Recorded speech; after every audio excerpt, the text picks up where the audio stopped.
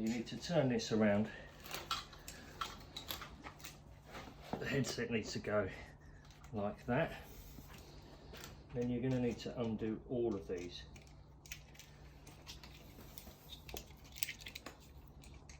Now bear in mind guys, most of these bikes have got alley threads.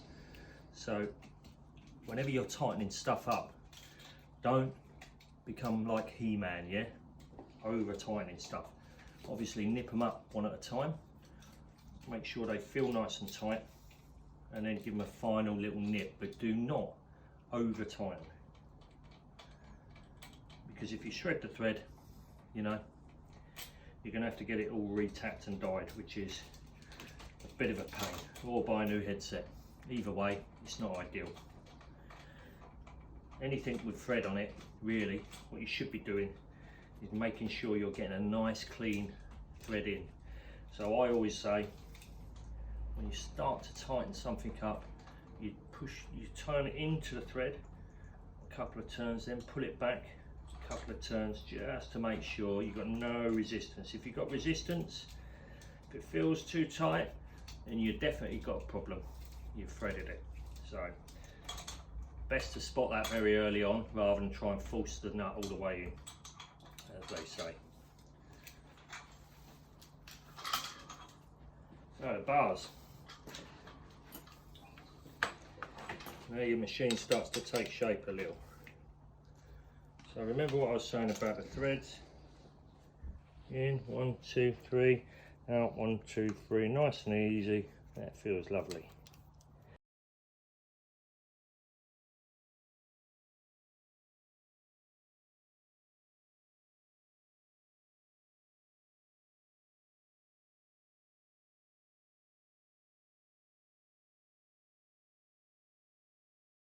So the other things to note is that when they deliver this, these bolts here, this one here and this one here are loose. The reason why is because they turn that round. So you have to make sure that you nip those up, guys. Otherwise you'll be making a turning that don't happen, as they say. So let's just nip that one up a little. And again, remember what I said about these, they're aluminium heads. So the last thing you want to do is thread it. So again, nip it and nip it. Gentle little nips. You'll feel it get tighter anyway. If you do one at a time, it pulls the headset in nicely, nice and even. I don't think we need to go any further than that. You know, yeah, that's fine. Okay guys, so that's pretty much your headset building with your bars put it on. So I'm going to show you how to put the front wheel on now. Now, again, it's easier if you've got two people here. But I want to demonstrate for the first time doing it on my own, just to show that it is possible as long as you're careful and you're steady. So what you're going to need is you're going to need this little thing. Now on here guys, there's two springs. Now it's worth noting the position of them springs, okay guys? So they taper off inwards, okay? So the wide end outwards and taper off inwards. Now what you're going to need to do is grip that and unbolt this end here, and you're going to take one screw off, that's it, just one end and one spring. Okay, so and then your bike should come with this plastic blocker. Now all this is for is to protect the forks in transit, so you can just knock that straight off. Now if you look here guys, you can see your brake pads. So you have to make sure that there is a gap in between them pads. Okay, and you can clearly see there's a gap there. So, and then that disc is going to go into that gap. Like so. Okay. Once your disc is in the gap, the two spindle housings are into the lug, as you can see. And I don't know whether you can see on that way. And then you insert your spindle, like so, okay? And then on the other side, you insert the spring and your retention nut. and then tighten that up. Now I tend to tighten this so it bites up against the front forks.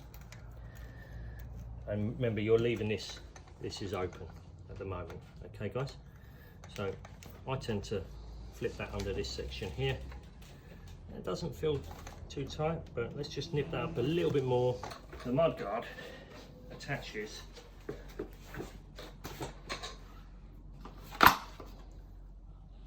like so.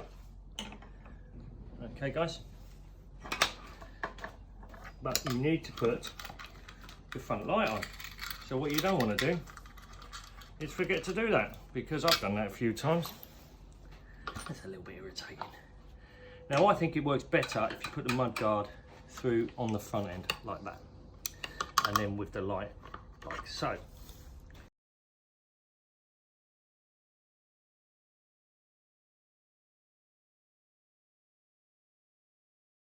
Yeah, I think my assistant will hold the light for me, because like I said to you earlier, you need about 12 pairs of hands generally. Right. And then you need some fine adjustments. You need to make sure that you're clearing the tyre on there. So I would always just do a final adjustment and then nip it up.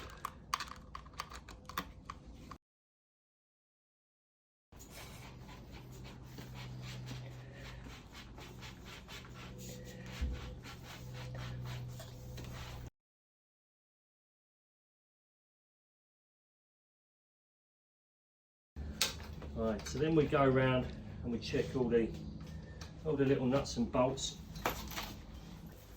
That looks okay. Right, now to the pedals guys, because this bit I really want to emphasise on, because a lot of people are making the same mistake with the pedals. Now obviously we're not bike technicians in general, however there is a rule with pedals. So if you're lucky, your pedals will have an L and an R on them. So that's if you're lucky.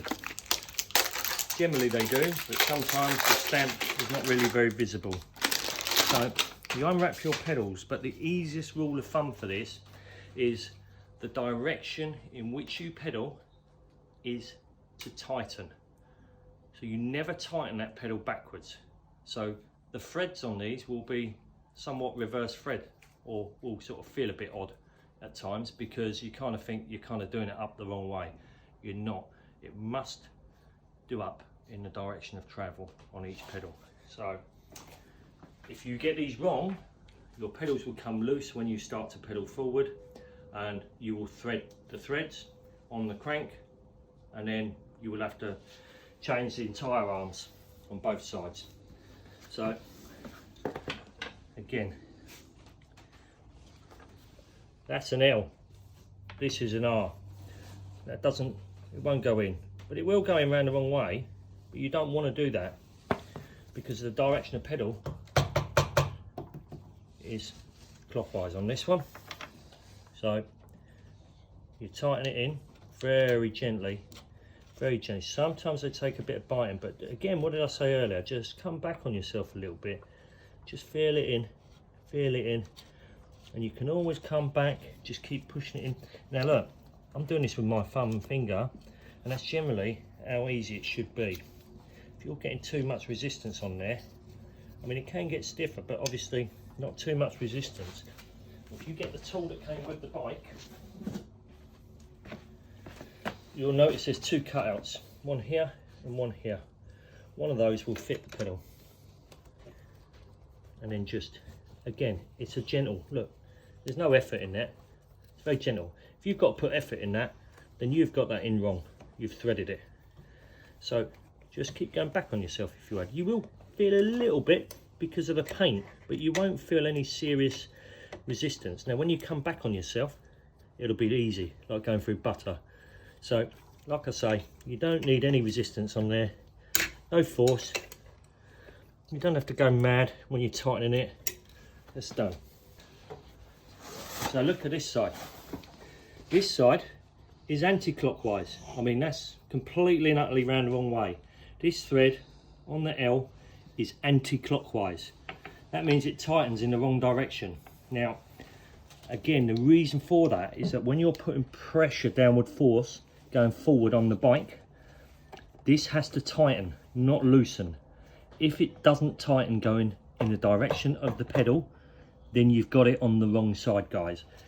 And again, just feel that threading, nice and gentle. Look at that, just a finger and a thumb.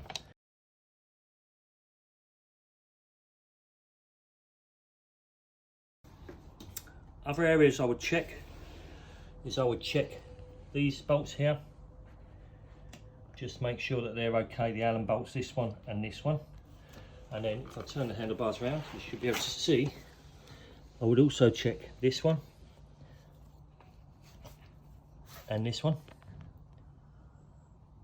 Okay, don't go mad, guys. Again, just nip them up, just make sure.